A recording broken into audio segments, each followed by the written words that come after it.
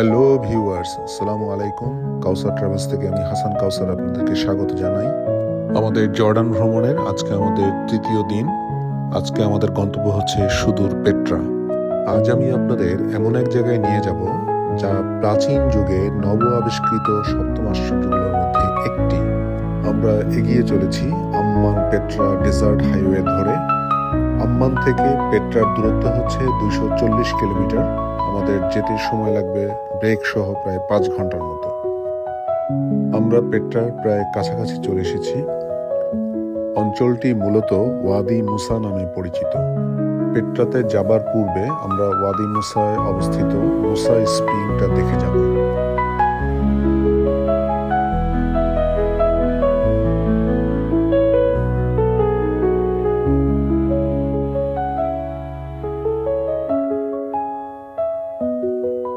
Viewers, মুসা spring দেখার জন্য আমরা এখানে প্রবেশ করলাম। এই যে পাথরটা দেখা যাচ্ছে, হযরত মুসা আলাইহিস সালামের লাঠির আঘাতে এখানে একটি ঝর্ণা তৈরি হয়। মূলত বনী ইসরায়েলীদের পানির তৃষ্ণা নিবারণের জন্য তিনি যখন লাঠি দিয়ে পাথর আঘাত করেন তখন এই ঝর্ণার উৎপত্তি হয়।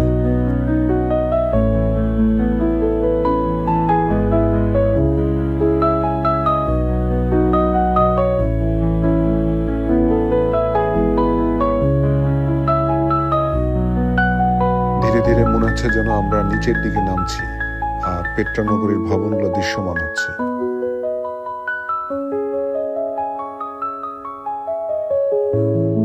পাহাড়ের কোলে দাঁড়িয়ে থাকা সারি সারি ভবনগুলো দেখতে বেশ সুন্দরই লাগছে। মরুভূমির মধ্যে একটা দার্জিলিং দার্জিলিং ভাইব পাওয়া যাচ্ছে।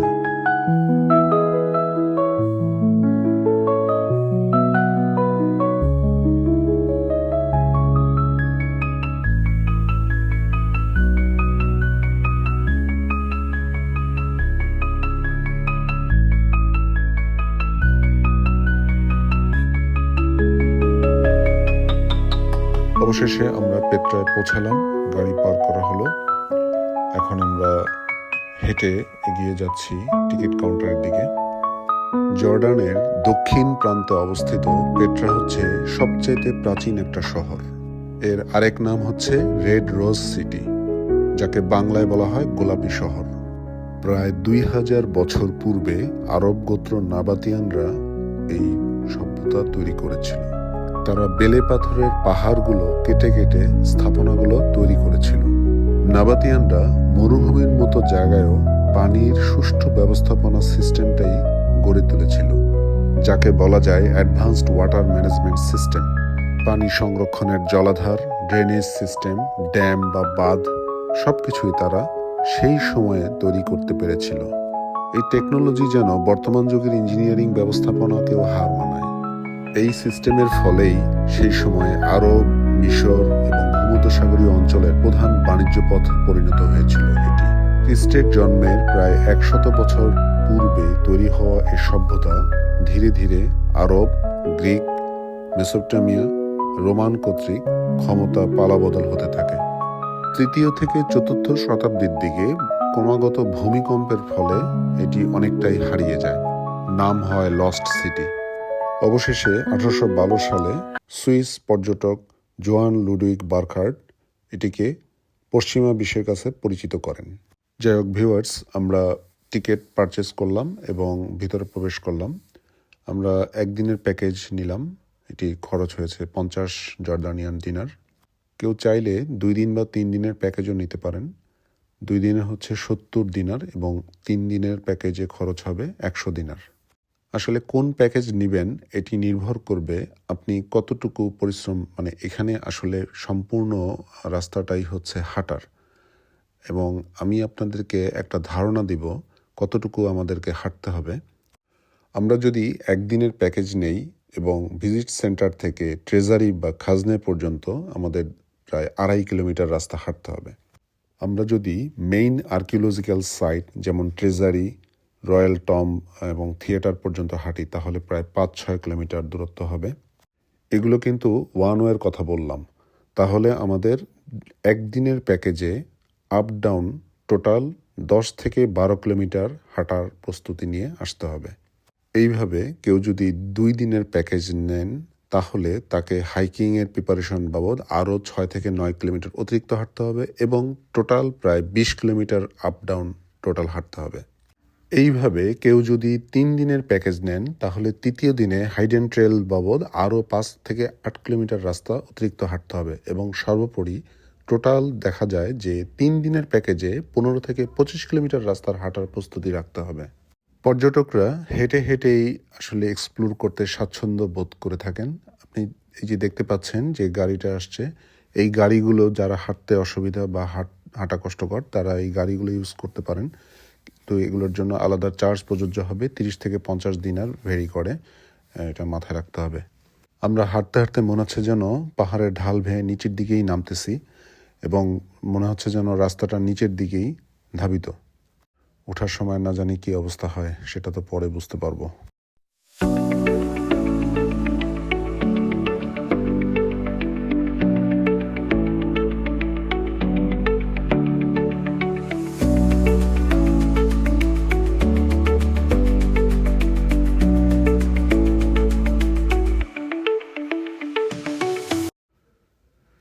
ভিউয়ার্স, আমরা প্রথম অবজারভেটরির সাইটে পৌঁছালাম।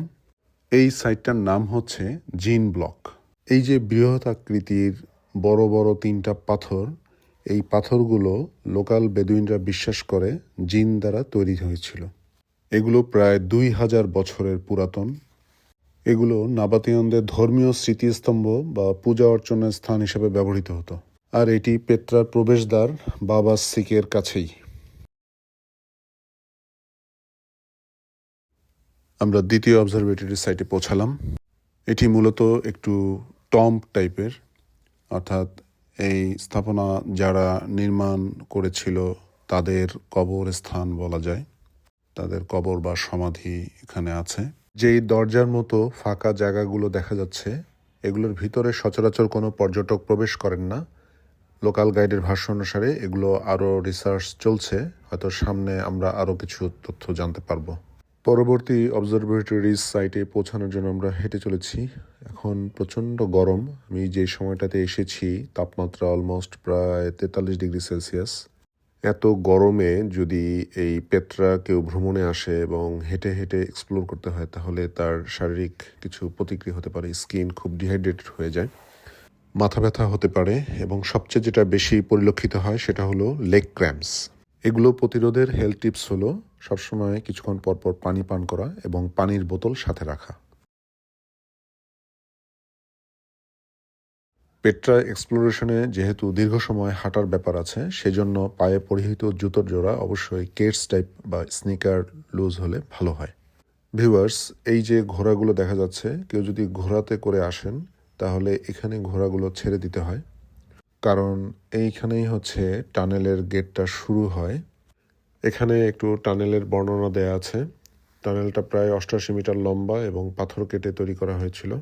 মূলত এই টানেলের মাধ্যমেই বন্যার পানি বাবা সিক এলাকা থেকে ওয়াদি আল মাতাহা এবং মুদলিম এলাকায় ডাইভার্ট করানো হতো, আর এভাবেই শহরে পানি সরবরাহ করা হতো।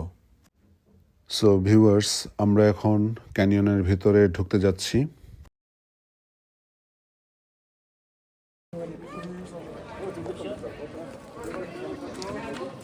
সো এরকম সে সময় গার্ড থাকতো। আর এই যে এন্ট্রেন্স সাইট হচ্ছে ন্যাচারাল, সম্পূর্ণ ন্যাচারাল ক্যানিয়ন ট্যুর। এটা পাহাড়ের মাঝখানে একটা পথ। তো আপনারা দেখছেন সব চিজেল মার্কস, পুরো গায়ের মধ্যে চিজেল মার্কস, পুরো chisel marks. So tourist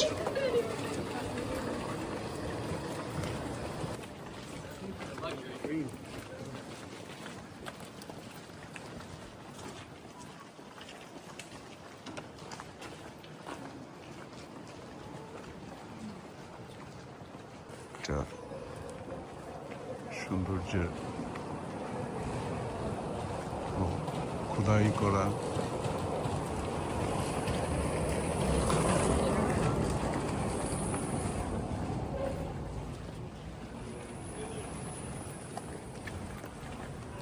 Petra ভ্রমণে যারা আসেন তারা সাধারণত গ্রুপ নিয়ে আসেন। প্রতি গ্রুপের সাথে একজন গাইড মাস্ট। আমরাও আমাদের পাশাপাশি বেশ কয়েকটি গ্রুপ দেখতে পেলাম। বেশিরভাগ ট্যুরিস্টই এশিয়া এবং ইউরোপীয় দেশসমূহ থেকে আগত। সো ভিউয়ার্স, আমরা হেঁটেই চলেছি, পথ যেন আর শেষ হতে চায় না।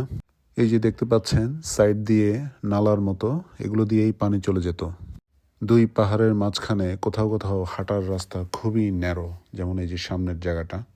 এই ক্যানেল দিয়েই পাহাড়ি ঢলে আগত পানিটা শহরের দিকে নিয়ে আসা হতো, আর এই স্কোয়ার সাইজ আকৃতি গর্তগুলোতে পানি ধরে রাখা হতো। এটা পানিকে প্রাকৃতিকভাবে ফিল্টারিং করতে সাহায্য করত। এভাবে ক্যানেল সিস্টেমের কিছু দূর পরপর একটি করে গর্ত, এবং সেই গর্তটা আসলে তৈরি হয়েছিল ফিল্টারিং অ্যাকশনের জন্য।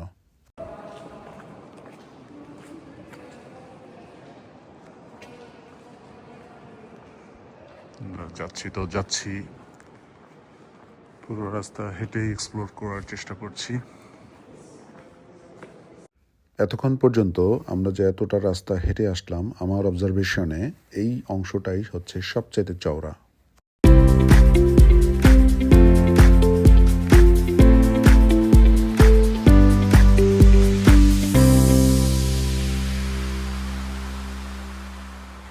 আমরা হাঁটতে হাঁটতে ক্যানিয়নের শেষ প্রান্তে চলে এসেছি।